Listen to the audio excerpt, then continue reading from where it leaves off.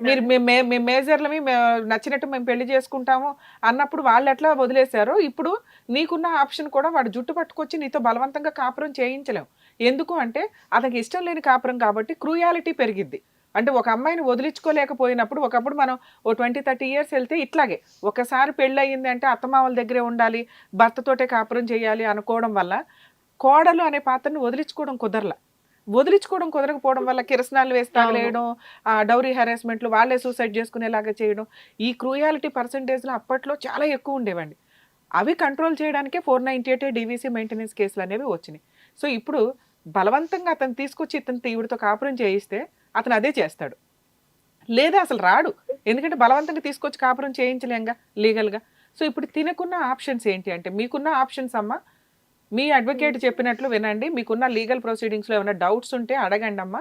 లీగల్‌గా మీకున్న హ్మ్. ఆప్షన్స్ బలవంతంగా కాపురం చేయించటం కుదరకపోయినా, మీరు ఒప్పుకోకుండా మీ ఆయనకి డైవర్స్ రావు గుర్తుపెట్టుకో. మిమ్మల్ని వదిలించుకోవాలనుకుంటే ఒక్క నిమిషం సైలెంట్ ఉండండమ్మా. వినండి. ఓకే. వినండి. ఒకసారి వినండి. మిమ్మల్ని వదిలించుకోవాలి అంటే మీ ఆయన మీ మీద గాని, పిల్లల మీద గాని వేయగలిగిన కేస్ ఒకటి. ఒక్కటి మాత్రమే. ఎందుకంటే పిల్లలు మీ దగ్గరే ఉంటారు. పిల్లల కస్టడీ హ్మ్. కావాలని అతను అడగడు. ఎందుకంటే హ్మ్. అతన్ని అతనే పోషించుకోలేకపోతున్నాడు కాబట్టి పిల్లల్ని తీసుకెళ్ళిపోయే అంత సీన్ అయితే లేదు.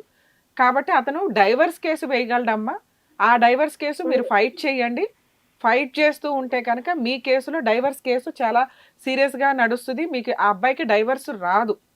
మీరు చేయాల్సిన పనేంటంటే, అతనికి లీగాలిటీలో మీ దగ్గర ఉన్న బెనిఫిట్స్, ఆయుధాలు మీరు వాడుకోవడం స్టార్ట్ చేయాలి. ఎందుకంటే మీరు కాపురమే కావాలంటున్నారు.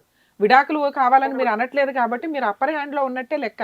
ఇద్దరు పిల్లల్ని వదిలేసి, భర్తను వదిలేసి ఉండాలని నువ్వు అనుకోవట్ల. అతను మారాలి, అతనికి బుద్ధి రావాలి, వాళ్ళ ఇంట్లో వాళ్ళకి కూడా బుద్ధి రావాలి అంటే, నువ్వు వాళ్ళ ఇంటికెళ్ళిపోయి గుమ్మాల దగ్గర వేలాడుతూ ఏడ్చుకుంటూ కూర్చోవడం కాదు. నీ పవర్స్ ఏంటో చూపించు. ఎందుకంటే మీది హానెస్టీ కేసు. ఫాల్స్ కేసులోళ్ళందరూ ఇట్లాంటి కేసులన్నీ వేసుకొని జెంట్స్‌ని హింసిస్తున్నారు. నువ్వు హింసించాల్సిన అమ్మాయివి కాస్త నీ ఆయుధాలు నువ్వు వాడుకోవట్ల. అర్థమవుతుందా? ఇప్పుడు నువ్వు చేయాల్సిన అవును. పని నీ పవరేంటో చూపించు. నువ్వు కేసులేస్తే మీ ఆయన నిన్ను వదిలేయడమ్మా. నువ్వేమనుకుంటున్నావంటే హ్మ్. నేను కేసులు ఫైల్ చేస్తే భర్త వదిలేస్తాడేమో, కేసులేసావు కదా అని. నువ్వు కేసులు వేయపోయినా అతను ఎళ్ళిపోయాడు ఇంట్లో నుంచి. అవును. అతనికి నీ వాల్యూ తెలియాలంటే లా అండ్ ఆర్డర్ నీకెంత సపోర్ట్ ఉంటుంది అనేది తెలియాలి. నువ్వు ఫైనాన్షియల్‌గా ఒకవేళ ఇబ్బంది అడ్వకేట్‌ని పెట్టుకోలేనండి అంటే కనుక ఫస్ట్ మీరేసిన 498 కేస్ ఏదైతే ఉందో దాంట్లో ఎఫ్ఐఆర్‌లో అందరి పేర్లు వచ్చినియమ్మా. మిమ్మల్ని ఎవరైతే కొట్టారో వాళ్ళందరివి. ఛార్జ్ షీట్‌లో హ్మ్. కూడా వాళ్ళందరి పేర్లు ఉండేలాగా చూసుకోండి.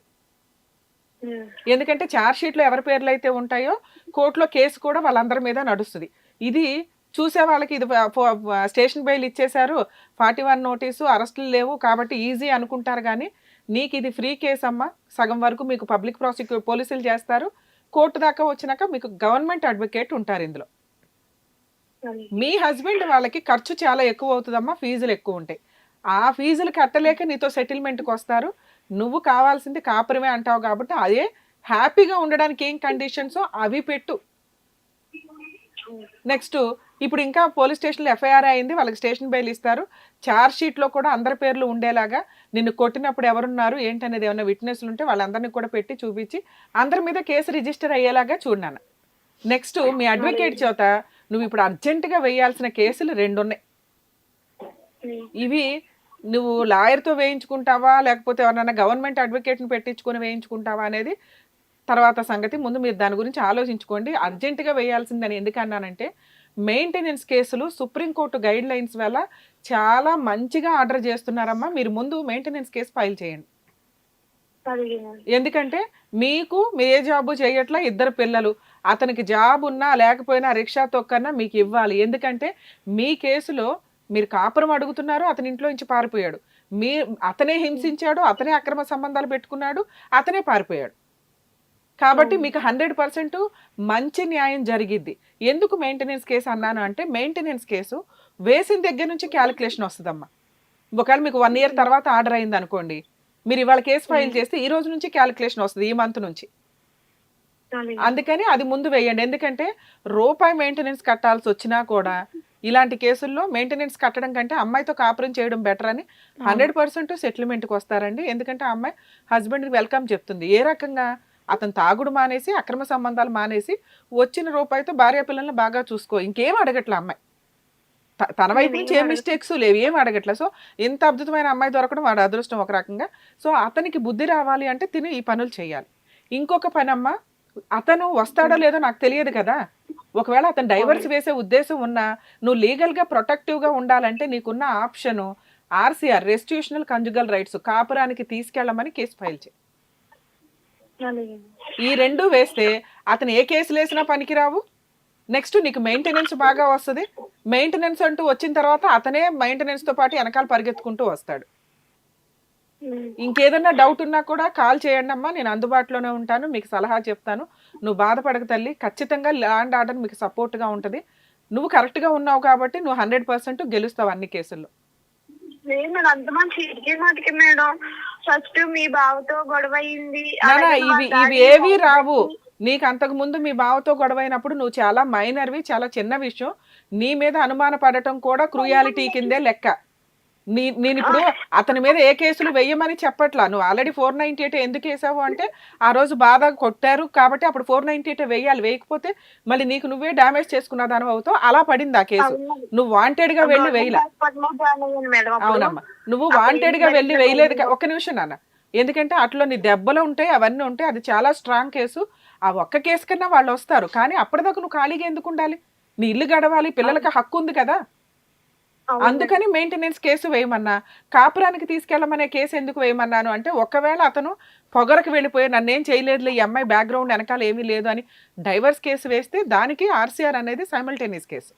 నాన్న నీ మీద ఆధారపడి 2 పిల్లలు ఉన్నారు, మీరు సూసైడ్ అటెంప్ట్స్ చేయొద్దు, ఈ కష్టాలు ఎక్కువ కాలం ఉండవు, నువ్వే ఒక ధైర్యంగా పోరాడితే కనుక 100% ఆ అబ్బాయి సెటిల్మెంట్కి వస్తాడు. నీకు నచ్చిచ్చి ఇట్లాంటి విధవ నాకు అవసరం లేదు అనిపిస్తే గట్టిగా కాంపెన్సేషన్ పిల్లలకి మీకు పర్మనెంట్ ఎలిమినీ తీసుకొని మ్యూచువల్ డైవర్స్ యాక్సెప్ట్ చేయండి. లేదు అంటే 100% నువ్వు వేసి ఇప్పుడు నేను చెప్పిన ఈ 3 కేసులు, మిమ్మల్ని ఏమి డొమెస్టిక్ వైలెన్స్లు ఇవి కూడా వేయమని నేను చెప్పట్లేదు, ఎందుకంటే కాపురం నిలబెట్టుకుందాం అనుకుంటున్నారు కాబట్టి అర్జెంటుగా నువ్వు స్ట్రాంగ్గా లీగల్ ప్రొసీడింగ్స్ స్టార్ట్ చేస్తే నువ్వు అనుకున్నట్లుగా సెటిల్మెంట్ అవుతుంది. నువ్వు అస్సలు టెన్షన్ పడకనానా. ఆల్ ది బెస్ట్, జాగ్రత్త. రమ్య గారు, ఆయన జెన్యూన్‌గానే ఇష్టపడ్డాడా? ఇప్పుడు జెన్యూన్‌గా ఇష్టపడి వాళ్ళ అమ్మ నాన్నను వదిలేసి నాతో బయటకొచ్చేసాడండి. మా ఇంట్లోనే ఉంటున్నాడండి అని ఈవిడ చెప్తుంది. అంత జెన్యూన్‌గా ఇష్టపడ్డ అతను పిల్లలు పుట్టిన తర్వాత ఎందుకెళ్ళిపోవాల్సొచ్చింది? మాక్సిమం జెంట్స్ మెంటాలిటీ ఎట్లా ఉంటుందంటే మ్యారేజ్కి ముందు ఒక రకంగా, మ్యారేజ్ తర్వాత ఒక రకంగా. ఈ అమ్మాయి బోర్ కొట్టింది, వైఫ్ ఎక్కడికి వెళ్ళదు, 2 పిల్లలు పుట్టేశారు, లైఫ్ ఇంకా కొత్తగా కావాలి. ఓహ్! ఈ ఈ కొత్తదనం అంటే మోరల్ వాల్యూస్ చాలా తగ్గిపోయినాయి. ఇప్పుడు అతన్ని అనటానికి లేదు, సొసైటీ అలా ఉంది. సో దానివల్ల ఏంటంటే అమ్మాయి ప్రెగ్నెన్సీగా ఉన్న టైంలో అతనికి ఫిజికల్ నీడ్స్ కాస్త ఎక్కువే అన్నట్లు మనకు అనిపిస్తుంది. అవును. తను చెప్పట్లేదు కానీ 9th మంత్ ప్రెగ్నెంట్గా ఉన్న అమ్మాయి మీద సెక్సువల్గా అని ఏ డాక్టర్ చెప్పరు. యాక్చువల్గా 6th మంత్ నుంచే చాలా జాగ్రత్తగా ఉండమని ఏదో ఉంటాయి. సో అయినా అట్లా వెళ్తున్నాడంటే అతను ఫిజికల్ నీడ్స్ కంట్రోల్ చేసుకునే వ్యక్తి కాదు. దానివల్ల ఏంటంటే ఎవరు దొరికితే వాళ్ళతో అన్నట్టు అవును. ఏదో ట్రాప్ చేసి అక్రమ సంబంధాలకి వెళ్తున్నాడు అతను. ఇప్పుడు ఎంతగా తెగిచ్చేసాడంటే పేరెంట్స్ సపోర్ట్ దొరికేసింది వాళ్ళకి. ఓకే. ఆల్రెడీ ఈ అమ్మాయి అంటే ఇష్టం లేదు. నచ్చదు. సో ఆటోమేటిక్ పేరెంట్స్ సపోర్ట్ దొరికింది, పని చేయవసరం లేదు, ఏదైనా గొడవ జరిగితే వాళ్ళు చూసుకుంటారు అన్న ఒక ధీమా వెళ్ళిపోయింది అతనికి. వీళ్ళకి వెనకాల బ్యాక్గ్రౌండ్ లేకపోవడం వల్ల ఏం చేస్తారులే అని ఒక ఇది.